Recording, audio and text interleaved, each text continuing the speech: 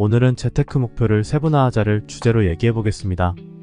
한국은행과 금융감독원에서는 2년마다 OECD에서 제정한 기준에 맞춰 성인 대상 금융이해력 조사를 실시합니다. 조사 내용은 금융지식, 금융행위, 금융태도 3개 부문으로 나뉩니다.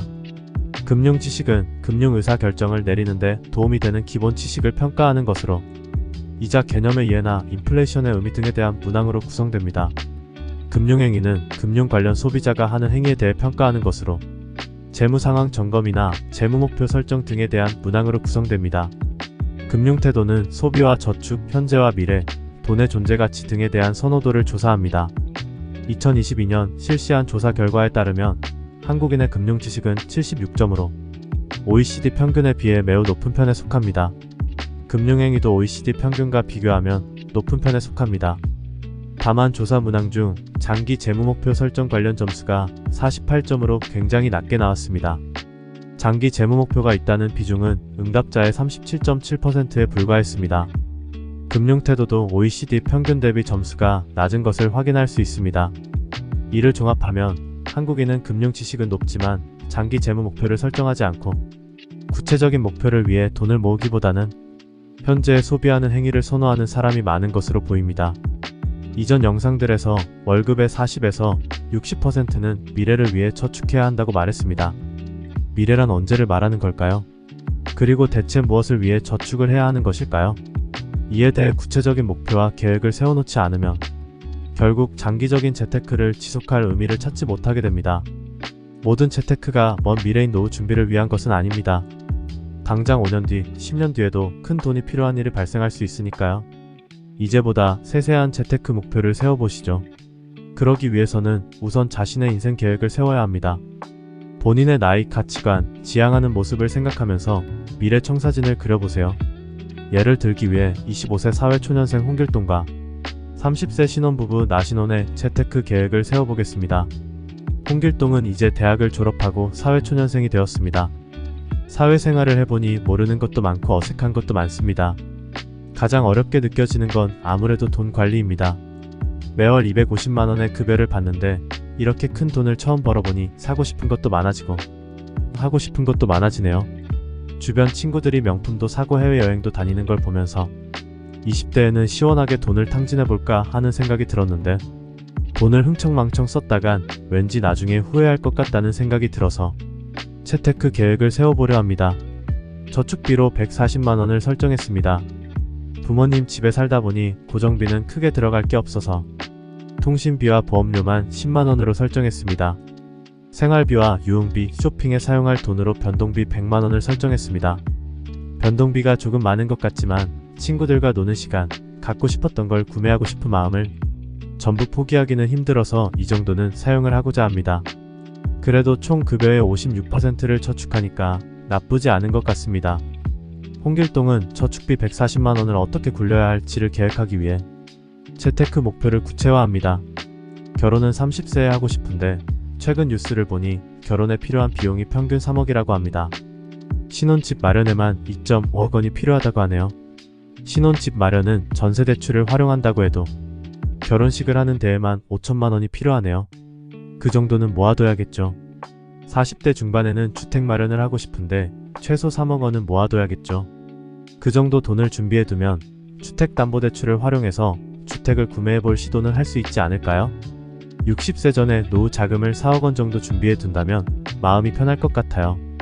이렇게 3개만 생각해봐도 필요한 게 벌써 7.5억 원인데 매달 140만원의 돈을 저축한다고 해서 달성 가능한 목표인가 걱정입니다. 홍길동의 재테크 목표를 달성하기 위한 계획을 세워보겠습니다. 위 표처럼 우선 재테크 목적별로 목표 금액과 투자 가능 기간을 정리해봅니다.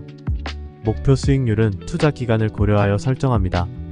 그리고 목표 수익률을 달성하는 데 적합한 투자 상품을 결정해야 합니다. 5년 이내에 단기간에 달성해야 할 목표인 결혼 자금의 목표 수익률은 3에서 4%로 설정하고 이에 맞춰 원금 손실이 없는 예적금 상품을 활용하는 게 좋습니다. 수익률을 높이기 위해 리스크가 있는 투자 상품에 손댔다가 손실을 봐서 결혼을 미룰 수는 없으니까요. 10년 이상의 기간 동안 흔들리지 않고 돈을 묵혀둘 수 있다면 리스크가 있는 투자를 하더라도 수익을 볼 확률이 높아지므로 원금 손실 가능성에 너무 겁내지 마세요. 노후 준비 자금은 연금 저축 계좌를 활용하는 것이 좋습니다. 연금 저축 계좌를 활용한다면 매년 납입액에 따라 세액공제를 받을 수 있고, 투자 운용을 하는 동안 수익이나 배당금이 발생해도 연금을 수령할 때까지 과세가 미뤄지는 과세이원 효과를 통해 복리 효과를 극대화할 수 있거든요. 이처럼 재테크 목적과 투자 기간에 따라 적절한 목표, 수익률 및 그에 맞는 투자 상품을 결정하면서 목표 달성을 위해 보다 효과적인 재테크 전략을 수립해야 합니다. 매월 필요한 납입액은 엑셀 함수를 활용하여 쉽게 계산이 가능합니다. 따로 첨부한 파일을 참고하시기 바랍니다. 위 표처럼 재테크 계획을 수립할 경우 홍길동은 매월 147만원을 재테크에 사용해야 하므로 7만원의 추가 저축이 필요합니다. 이번엔 30세 신혼부부인 나신혼의 재테크 계획을 알아보겠습니다. 올해 30세인 나신혼은 동갑내기 남자친구와 오랜 연애 끝에 결혼했습니다. 두 사람은 결혼하면서 돈을 꼭 함께 관리하기로 약속했습니다. 부모님이 돈을 따로 관리하셨는데 그로 인해 다투는 것을 많이 봤거든요. 왜 이것밖에 돈을 못 모았냐? 얼마나 벌어왔다고 그러냐? 돈을 어디에 쓴 거냐? 내가 돈을 허투루 썼냐? 입지도 않을 옷은 왜 그렇게 샀냐? 당신은 돈을 아낀 적이 있냐? 지긋지긋했습니다. 평소 돈에 대한 대화를 나누며 어떻게 돈을 사용하고 뭘지 계획을 세웠다면 이런 다툼은 줄어들었을 것입니다. 돈 얘기를 전혀 안 하고 살다가 꼭 큰 돈이 필요할 때가 되면 서로 한껏 예민해진 상태로 돈 얘기를 했기에 꼭 싸움이 났습니다. 그런 상황을 방지하기 위해서 우리 부부는 돈을 같이 관리하면서 돈에 대한 생각을 공유하는 시간을 자주 가지기로 했습니다. 처음에는 돈 얘기를 하는 게 어색했지만 대화를 나누다 보니 점차 익숙해졌고 재테크에 대한 이야기까지 자연스럽게 이어졌습니다. 나신혼 부부는 맞벌이를 하고 있고 월 총소득은 600만원입니다. 월급이 들어오면 우선 하나로 합친 뒤 저축비를 먼저 빼놓습니다. 이후 고정비인 대출이자와 통신비, 보험료 등의 정기요금을 처리하고 각자 용도는 매월 30만원씩 사용하며 이에 대해서는 서로가 전혀 터치하지 않고 있습니다. 아이가 없는 신혼생활을 즐기자는 생각인지 문화생활과 쇼핑비 지출이 꽤 많은 것으로 보입니다. 앞으로는 이 부분을 차차 줄여가면서 저축비 비중을 더욱 늘려나가야 하겠죠. 자녀를 갖게 되면 수입 지출에 큰 변동이 생길 테니 아이가 없는 지금 최대한 많이 저축을 해두어야 합니다. 나신혼 부부는 평소 돈에 대한 얘기를 함께 나누고 미래 계획을 구체적으로 그려나가면서 재테크 계획을 꼼꼼하게 세워두었습니다. 현재 나신혼 부부는 자동차가 없습니다.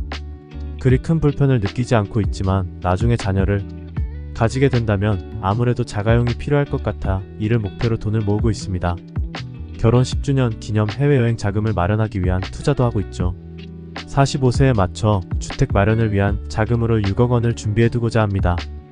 현재 전세보증금 및 비상금 등 건드릴 수 없는 돈을 제외하면 총 5천만 원 정도의 여유자산이 있고 이 돈을 주택 마련을 위한 투자 시드로 활용하고 있습니다.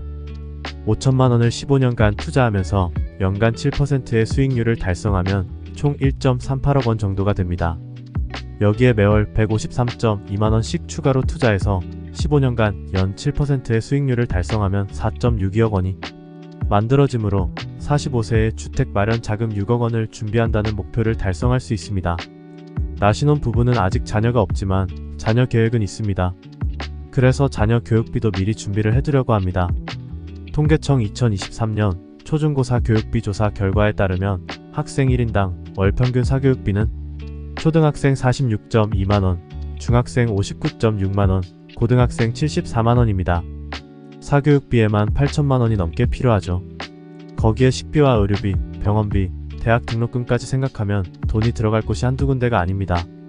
자녀 양육에 들어가는 돈을 월급으로 전부 충당하기에는 큰 부담이 될 것이고 자녀를 양육하다가 맞벌이를 포기해야 할 상황이 발생하면 경제적 부담은 더욱 커질 것입니다. 그러니 지금부터 자녀 교육비로 1억 원 정도는 모아두려고 합니다. 또한 나중에 자녀가 결혼했을 때 도움을 주고 싶은 마음이 있어 결혼 지원비 1억 원을 준비해 놓을 계획입니다.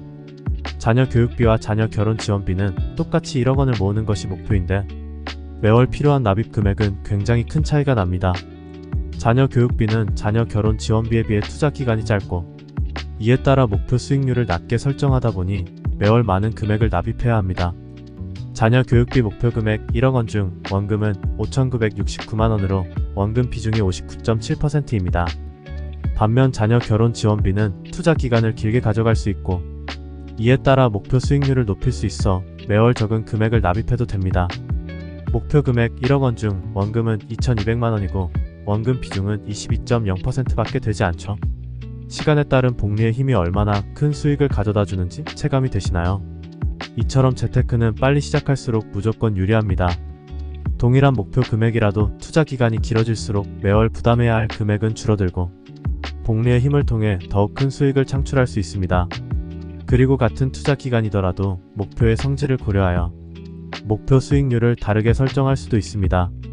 자녀 결혼 지원비는 준비해두면 좋고 준비를 안 하더라도 큰 문제가 되는 것은 아니다 보니 매월 5만원 정도를 가벼운 마음으로 투자하면 됩니다. 반면 노후 준비 자금은 제대로 준비해두지 못하면 미래 계획에 큰 차질이 생길 수 있습니다. 이에 따라 자녀 결혼 지원비와 노후 준비 자금은 동일하게 30년의 투자 기간을 세워두었지만 수익률과 안정성을 고려하여 목표 수익률을 다르게 설정할 수 있습니다. 안정성을 고려하면 노후 준비 자금은 연금 계좌를 활용하여 지수형 상품을 활용하는 것이 적절할 것이며 이에 따라 목표 수익률은 8% 정도로 설정합니다. 반면 자녀 결혼 지원비는 개별 주식 투자나 가상 자산 투자 등 조금 더 공격적인 투자를 통해 수익률을 높이는 것을 도전하면서 목표 수익률을 10%로 설정할 수 있죠. 노후 준비 자금으로 6억 원을 모아두면 매월 290만원 정도의 연금을 받을 수 있습니다. 여기에 국민연금과 퇴직연금까지 합친다면 안정된 노후 생활이 가능할 것입니다. 나신혼 부부는 이러한 재테크 계획에 맞춰 가계 지출 예산서를 수립해 놓았으며 앞으로 소득이 오르면 저축과 투자를 더욱 늘릴 예정입니다. 재테크는 돈을 모으는 데서 시작됩니다. 하지만 막연하게 돈을 모으기만 해서는 원하는 목표를 달성하기 어렵습니다. 홍길동과 나신혼은 재테크의 목표를 세우고 목표를 달성하기 위한 구체적인 계획을 수립하였습니다. 앞으로 살아가고 싶은 삶의 모습을 그려보며 재테크의 목적을 세분화하고 그에 맞는 재테크 계획을 구체적으로 세움으로써 능동적이고 효과적인 재테크를 시작할 준비를 마쳤습니다. 이들은 본인이 지향하는 미래를 계속해서 떠올리고 원하는 미래를 실현시키기 위해 필요한 행동을 하면서 인생을 원하는 방향으로 이끌어 나갈 것입니다. 막연히 사라지는 대로 사는 게 아니라 생각한 대로 살기로 결정함으로써 인생에 대한 통제력이 강화되고 자기 삶의 주인이 된 것이죠. 여러분도 각자 앞으로 살아가고 싶은 인생의 모습을 구체적으로 그리고 그에 맞춰 재테크 목표와 달성 계획을 수립해보세요. 재테크 계획을 세우면서 계산기를 몇 번 두드려 보시면 재테크를 빨리 시작할수록 목표 달성이 훨씬 쉬워진다는 것을 알게 되면서 재테크에 대한 강한 동기부여가 될 것입니다. 영상에 나오는 표 양식은 위 구글 시트에서 다운로드 가능합니다.